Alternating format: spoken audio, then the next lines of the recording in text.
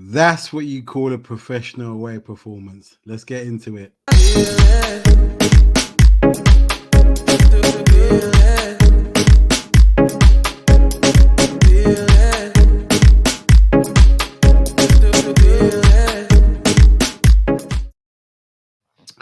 Good evening, people, and welcome to my review of Inter versus Liverpool. So Inter 0, Liverpool 2.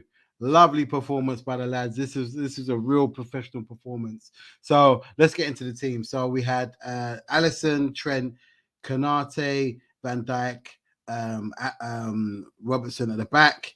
In midfield, Fabinho, Thiago, Elliott, and up front we had Salah, Jota, and Mane. And when I saw the team sheet, I was quite happy. A team full of tech in the midfield.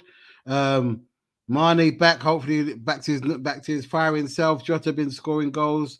Salah eager to get a goal, and I was quite pleasantly. I was thinking, yeah, we could do this. But I have to give props to Inter. Shout out Nazario, Brozovic, and Koliaglu. I pronounce his name right. They really did put in a good performance. They bossed the midfield, and Skriniar as well. Not Skriniar, Bastoni. Didn't really had Salah locked up, man. We didn't get much airtime from him. The midfield was really being bossed by Inter. We weren't able to impose ourselves on the game. And it was quite surprising because I've not really seen. Oh, sorry about that. Been a long day, but I've never really seen our midfield be locked down like that, and it was quite surprising. Although we had a couple, we had a free kick early in the first half that Trent, Robertson put to the back post, and Mane got the header, but he headed it over. So it was a little bit like, But first half, I would say, was quite even. Like, we didn't really open up. The keeper didn't really have any saves. Neither keeper really had many saves to make. It was a very even game. And so second half starts. And I don't know what's happened. Well, Jota was taken off. They say swollen ligaments, but I hope it's nothing too serious. So Bobby Firmino comes on, but Inter came out the second half and they ramped up the tempo. Perisic was causing problems down that left hand side, as I knew. If you saw my preview from before yesterday, I said Perisic would be the main guy. Came on and he was causing him, and I think it was Dumfries were doubling. Was it Dumfries? Not sure who it was. There was another guy that was doubling up on Trent and was causing him problems. And I've got to say, Ibou Konate, man, he was my man of the match. His quality today, blocked a lot of things. Got his leg in the way of a few things. Was imperious in the air. Didn't really let the Dzeko or Martinez get a hold of him or bully him anyway. It was absolute quality. Van Dijk was just Van Dijk. You know what he keeps up. He's a quality player. But I was really impressed by Ibou and pleased with his performance. So we get to about 60 minutes and Inter are really pushing for a goal. They're really dominating the midfield. They're dominating the game. So we ended up making 3 changes, and this is where your squad depth comes into play. And we were able to bring on Diaz, Jordan Henderson, and Naby Keita.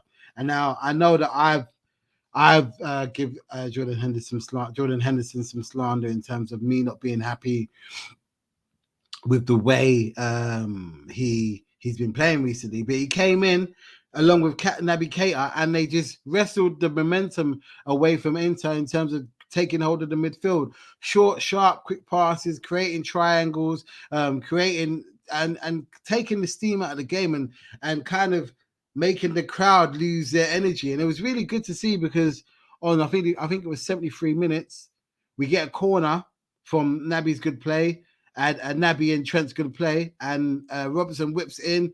Firmino knocks it in back post, front post, and 1-0. And to be honest with you, we hadn't deserved the game because Inter had deserved the goal. Sorry, Inter had been in the ascendancy, had been a better team in my opinion. They'd been bossing the game more. And then we start Diaz on the left hand side started to control and push their defenders back. I think it was Skriniar. He wasn't able to be as tight because they know that if they did, he could jump can blow past them. So as a result of that, we started to get a little bit more space in midfield to be able to pop the ball about. And like I said earlier, just control the tempo of the game. And we did get a second goal. Salah, even though he didn't really do much of the game, I was calling him Casper. He was anonymous, but he didn't really do much apart from get back post ball from Trent. Virgil knocks it down. Ibu's about to hit it, but he gets out of the way, and Salah scuffs the shot. I think it got a little deflection, and it went in 2-0. And that, the main word for this particular performance was professional. We really did ride our luck, but rode the game, rode the white waves of the game in terms of when we was under pressure, battened down the hatches. And then towards the end of the game, just our class showed. So I'm really happy with the performance. Let me just give you my ratings out of the whole team. So Alisson, 6, 7, didn't really 6.5, 7, didn't really have to do much, but was solid. Trent, 6.5. Didn't really do much, but that was because of Inter tried to force their game plan. So it wasn't that he had a bad game, but he couldn't really get into the game as we normally would. Ibu, 8.5 out of 10. Van Dijk, 7.5. Robbo, 7. Fabinho, 7. Thiago, 6.5. Elliott, 6, because he wasn't able to get into the game. And that wasn't because he played badly. It was just that Inter again were just really physical in the midfield and didn't really leave any space for him to really flow in and out. Mane didn't really do much. 6. Jota, 6. Salah, 6.5 because he got the goal. Henderson, 7. Keita, 7. Firmino, 7. Diaz, 7. That's it for today. I will catch me back here 8:35. Sorry, 8:30, 8:40, because I know our time has been off recently. For another episode of On the Ball TV with myself, Jay Legacy, Mr. Nels. I don't think Abs is going to be able to make it tomorrow, but catch us. Please like, share, and subscribe, and I'll catch you tomorrow at 8:30 p.m. Take care, people. Bye.